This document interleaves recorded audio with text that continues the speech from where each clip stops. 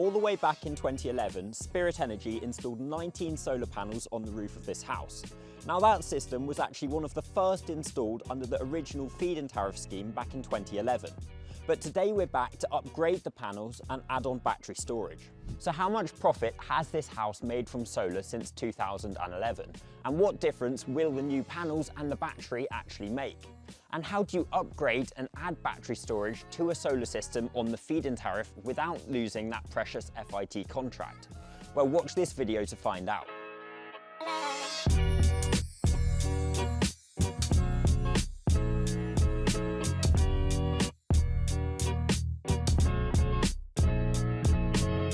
Now this video is actually in collaboration with Tim from the channel Tim and Kat's Green Walk. This is actually Kat's parents' house, and there's going to be a video on their channel covering the whole install.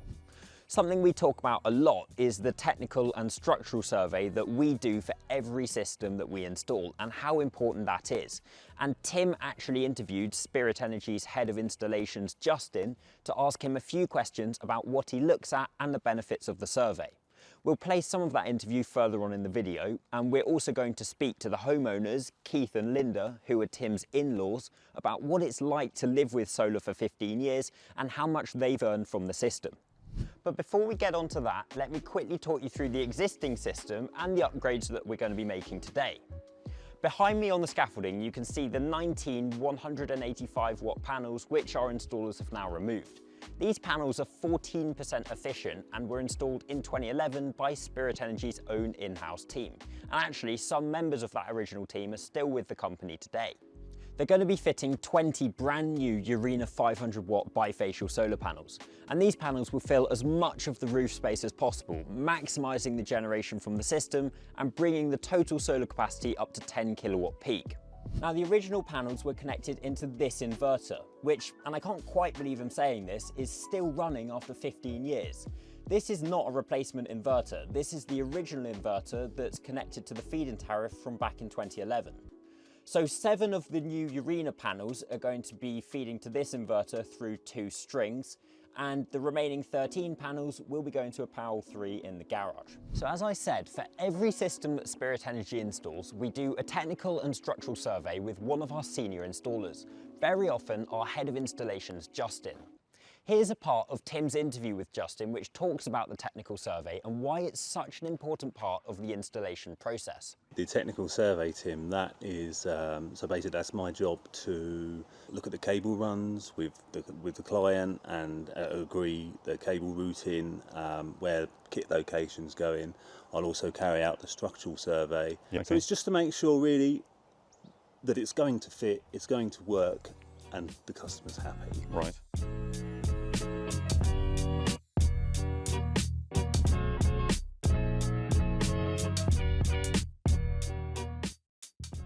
As part of this install, we're fitting this brand new Tesla Powerwall 3, which will both store solar generation and charge off-peak from the grid, which is really helpful for lowering energy bills in the winter when the solar isn't generating so much. Powerwall 3 is widely considered to be one of the best home batteries on the market.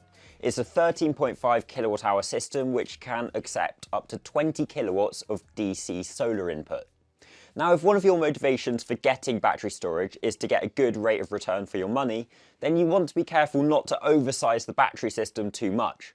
This is because storage is expensive, and for it to pay for itself effectively, you want the whole battery to be fully cycling regularly, ideally every day. You don't want part of the battery sitting there not being used. And this is something that we discussed with Keith and Linda, and ultimately we decided on a slightly undersized battery system that utilises 1 Powerwall instead of 2. You can always add on more storage later if you need to, but you can't take it away. So we think it's best to start small and then grow the system if you need to grow it. One of the most attractive features of the Powerwall 3 system is that it can keep an entire single-phase home running in a power cut. And that's because of this device, which is called the Tesla Gateway.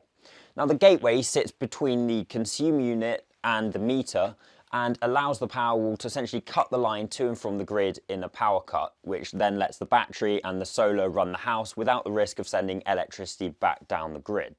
So let's go into some numbers and find out how the solar system has performed in the past 15 years, as well as how much this household has saved from solar and what difference the new panels and battery will actually make. As I've said already, this system is part of the feed-in tariff scheme. For those that don't know, the scheme was introduced by the government in 2011 to try and grow the solar industry. There were two sides to the scheme, a generation side, which pays for each unit of electricity generated, and a deemed export side, which pays an extra dividend for 50% of the electricity, which is supposedly going to be sent back to the grid. And this house has some of the best feed-in tariff rates I've ever seen. The contract currently pays out over 74 pence per kilowatt hour generated, which when you're generating around 3,000 kilowatt hours per year, means the house should earn over £2,200 from the generation side this year alone. You've then got the export side, which is a lot less exciting and pays about 5 pence per kilowatt hour, which works out to roughly £75 a year. Overall, in 15 years, the house has earned over £23,000 from the feed-in tariff contract alone. And that doesn't even account for the financial benefit which comes from the solar generation offsetting electricity consumption. So assuming that 40% of the generation is used on site, that works out to about 1,200 kilowatt hours per year, which the house does not have to buy from the grid.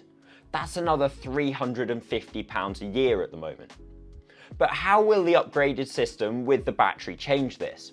Well, the Powerwall 3 and 20 new panels are estimated to save £1,781 in the first year. That's coming from a combination of solar generation used immediately, solar stored in the battery, off-peak charging in the battery, and then export. That £1,781 doesn't include the feed-in tariff scheme payments, which will still carry on. The breakdown's on the screen now. And for anyone watching that's looking at installing solar and battery storage, this is how you can expect it to perform in the first year. Now, something I'm quite interested in is how the original system performed compared to how we thought it would perform back in 2010 when the system was designed. And we estimated originally that it would generate 2,858 kilowatt hours per year. And actually, that generation figure has been pretty spot on. In the past 15 years, only 3 of those years have been under 2,800 kilowatt hours. And in fact, this year so far, in 2025, the system's above 2,900 kilowatt hours already, and it's only October. That means it's still capable of generating well over the original estimation 15 years on. Keith, I'm interested to know what it's been like living with solar for the past pretty much 15 years. Have there been any lifestyle changes or habits you've had to change or adopt to get the most out of the system? I don't think they have. I think it was more or less seamless from day one. We've had no panel failures. The inverter after 15 years is still going strong. Yeah, that's the original inverter, which is impressive. And as far as I can tell from my data, because I'm a bit of a data geek, there's been no degradation at all in the output, despite 15 years of life. What about maintenance? Has there been any maintenance costs, any headaches with the system? Absolutely none at all. When we had it installed, there might have been some discussions about whether they might need cleaning from time to time. We have never cleaned them. You've never cleaned them once? No, not at all, not touched them. About a year ago, I began to notice some slight green growth at the bottom of some of them, and because I needed to get up to the gutters to try to fix a problem with the gutters, I noticed it and I thought, well, I can just wash the bottom half of these.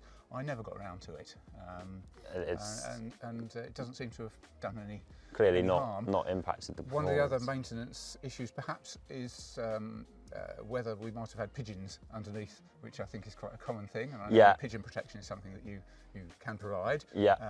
We have never had any. You've never had any issues. Why upgrade now? You're obviously getting a Powerwall and you're getting new panels. Yes. What's the motivation for upgrading?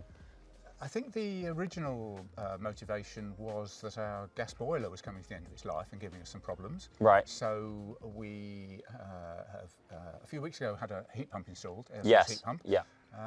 And this was just the next step of trying to move to a greener and cheaper arrangement. When we had the original panels, they more or less filled the roof. Yeah, they did. But that was only a 3.5 kilowatt array. Yeah. Now, with the the improvement in panels, it's possible to have a much larger array there, so 10 kilowatts now. Yeah. So we are able to get far more output, and we've had a certain amount of nudging from our son-in-law as well. Who's keen to film it and has been helping us along the way. Yeah. So it just felt the next natural development after the heat pump. Are you glad you invested in solar 15 years ago? Oh, very, very pleased indeed. We had payback beyond the original assumptions that, or the predictions that you made. Yeah. My own predictions were slightly higher, and we have reached those somewhat higher predictions and possibly Excellent. even a bit more. Brilliant. So very pleased. I'm so pleased to hear that. Thanks, Keith. Thank you. So how do you upgrade an older system to a higher output system with battery storage without risking the feed-in tariff payments? Well, the most important thing is that the inverter rating doesn't increase beyond the maximum allowed in the contract, and that the meter readings remain consistent after the system's been upgraded. So in this case, the inverter is staying the same, and we're connecting pretty much the same kilowatt peak system into it. So that's absolutely fine. If the inverter breaks at some point and needs swapping, then that's not an issue either. You just need to make sure that the new inverter is not a higher rating than the original. But how does this actually work? You've got the feed-in tariff system with the 7 new panels, and then you've got the new system with the Powerwall 3 and the 13 panels. How do the two work together? Well, the feed-in tariff system will carry on exactly the way it has the past 15 years. The generated solar goes into the house, and the FiT contract continues to pay out for the generation and the deemed export. The new system acts just like any brand new solar system would. The solar generation feeds into the house, and then any excess either goes into the battery for use later on or is exported to the grid. The battery will also hoover up any excess generation from the feed-in tariff system. The FiT operates on a generation reading and then a deemed export percentage. So the fact that the battery is taking the excess generation doesn't affect the FiT contract. That's perfectly fine. Now, at the start of this video, I said I'd give you a tip for how you can earn more from your feed-in tariff system. And as I said earlier, the feed-in tariff is currently paying 74 pence per kilowatt hour generated at this house. And that's the generation side of the feed-in tariff contract. It also pays a comparatively feeble 5 pence per kilowatt hour for deemed export. That 5 pence per kilowatt hour is quite poor compared to the 15 pence or more that you can get from the likes of Octopus and Eon if you sign up to an export tariff with them. However, you can't be on 2 export tariffs at once. So what we'd actually recommend doing, especially if you have an older feed-in tariff system, as well as a new solar or battery system, is opting out of the export side of the feed-in tariff contract and then signing up to a tariff like Octopus Go, which will pay 15 pence per kilowatt hour, or Octopus Flux, which will pay upwards of 27 pence per kilowatt hour at certain times of the day. Now, this is a very common thing to do, and this is exactly what we recommend to Keith and Linda that they do when this system has been commissioned. The key part is protecting that lucrative generation side of the feed-in tariff contract. But the export side, we think that you should swap that out and replace it with a modern tariff that's about 3 times better. Thanks for watching. I hope you enjoyed this video, and if it's helpful, then please do leave a thumbs up and subscribe to the channel. And check out our other videos to learn about solar, and request a quote from Spirit if you're interested in installing solar and battery at your own home.